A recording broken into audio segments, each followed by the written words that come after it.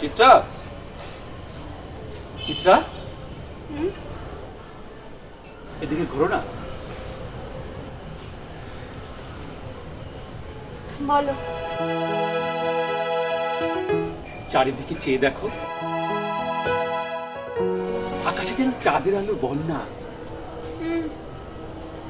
দেখছি। জ্যোৎস্নায় মাখামাখি হয়ে আছে সারা জগৎ। প্রকৃতি যেন দরাজ হাতে বিলি দিচ্ছে আলোর রোশনায়। ঠিক বলেছ।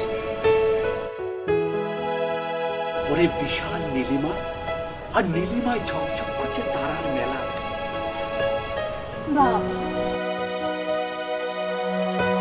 এসো না, নিচে মোম জ্যোৎস্না আলো মেখে তুমি আমি এক প্রাণ এক আত্মা হয়ে যাই। বাবা, কবি কবি ভাব, ছন্দের অভাব। কি ভেবেছো তুমি আমি কিছু বুঝি না? তোমার এই মিষ্টি মিষ্টি কথায়, এত ভালো ভালো কথায়, এত আদরে আসল কারণটা কি আমি কিচ্ছু বুঝি না, তাই না? সেটা আবার কি? সেটা আবার কি, রাস্তার মোড়ে দাঁড়িয়ে ওই মেয়েটার সাথে ঢলে ঢলে কি কথা হচ্ছিল শুনি?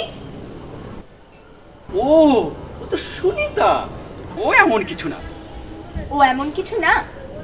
ওখান থেকে পাঠ করে এসে ওপরে এসে নাটক শুরু করলে, তাই না? আমি কিছু বুঝি না ভেবেছো? ছি ছি ছি, কি কথা বলছো তুমি? একদম চুপ। আচ্ছা আচ্ছা, বেহায়া মেয়ে তো পরপুরুষের গায়ে ঢলে ঢলে রাস্তার মধ্যে দাঁড়িয়ে কথা বলছে, একবারে লজ্জা করলো না? আচ্ছা তোমারও কি লজ্জা করলো না? কি জানি পাড়ার লোকেরা, বউরা কি ভাবলো। ছি ছি ছি ছি। তুমি অযথাই রাগ করছো ডার্লিং। সামান্য কিছু কথা, মামুলি মামুলি কথা। থামো তো, সেই মামুলি কথাগুলো কি একটু শুনি। তো তোমাকে নিয়েই হচ্ছিল। ও পথে এসো বাবা, তা কি কথা হচ্ছিল শুনি? নিশ্চয়ই আমার সম্বন্ধে গালাগালি দিচ্ছিলে।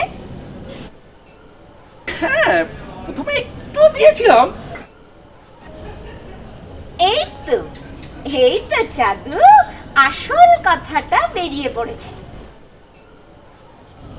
তারপর জানো, উনি বারণ করলেন, বললেন নিজের স্ত্রীকে গালাগালি দিতে নেই। তুমি ঠিক বলছো? সত্যি বলছো তো? একদম সত্যি। তাহলে তাহলে মহিলা তো খুব বুদ্ধিমতী, বলো? খুবই।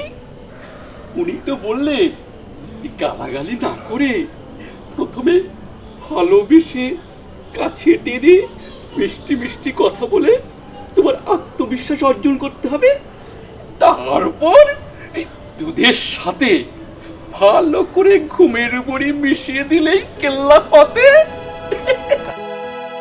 কাজ হাসিল। আর সেই জন্যই তো এই এই ট্যাবলেট গুলো নিয়ে এসেছি। কি সুন্দর বলো, তাই না? তবে রে ডাকা।